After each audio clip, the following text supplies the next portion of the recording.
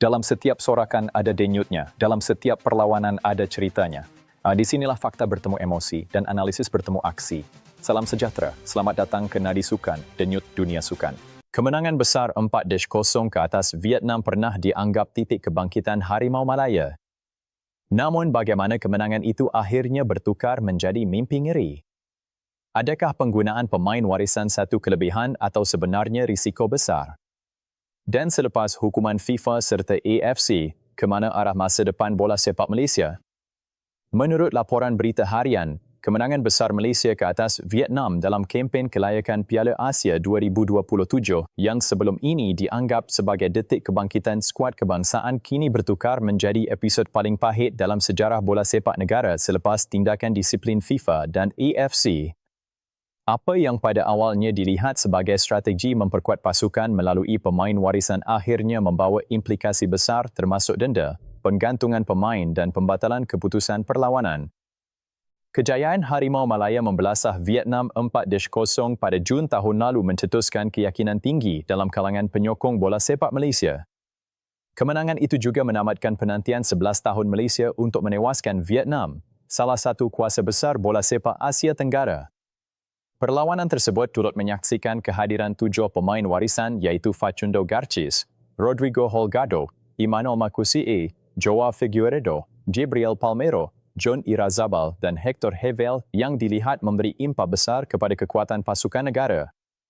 5 daripada pemain tersebut menjadi tonggak utama dalam kesebelasan utama dan prestasi mereka membantu Malaysia mempamerkan permainan yang dominan sehingga Vietnam kelihatan tidak mampu memberi tentangan sengit. Namun situasi berubah drastik apabila FIFA mengenakan denda 350,000 franc Swiss, sekitar 1.8 juta RM, kepada FAM selepas siasatan mendapati berlaku isu pemalsuan dokumen berkaitan status pemain. Selain itu, 7 pemain terbabit turut didenda 2,000 franc Swiss setiap seorang serta digantung selama 12 bulan daripada sebaran aktiviti bola sepak antarabangsa. FIFA juga membatalkan keputusan 3 perlawanan persahabatan Malaysia menentang Cape Verde, Singapura dan Palestin dengan Malaysia diberikan kekalahan 3-0 kerana menurunkan pemain yang tidak layak.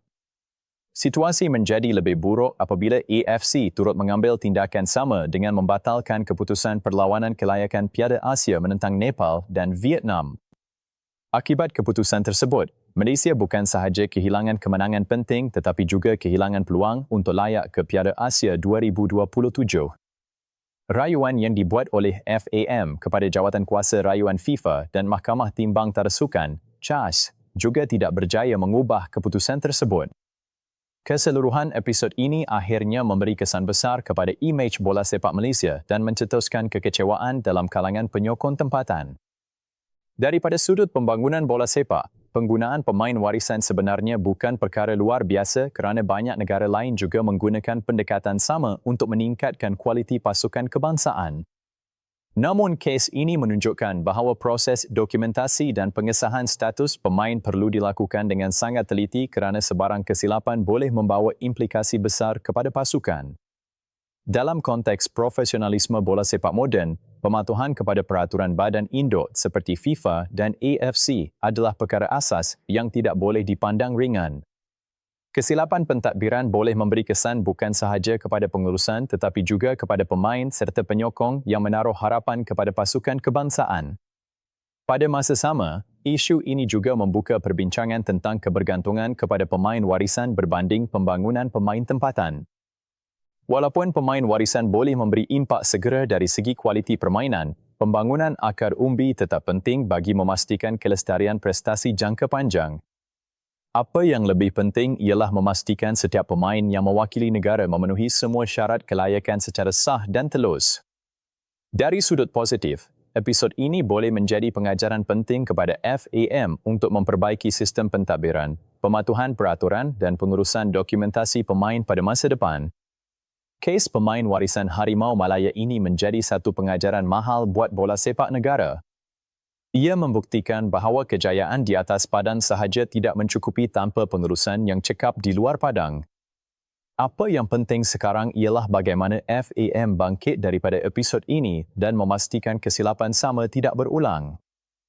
Jika sukan adalah minat anda, maka Nadi Sukan adalah channel anda. Subscribe sekarang dan teruskan bersama kami mengikuti denyutan sebenar dunia sukan. Nadi Sukan, denyutan dunia sukan. Terima kasih, jumpa lagi.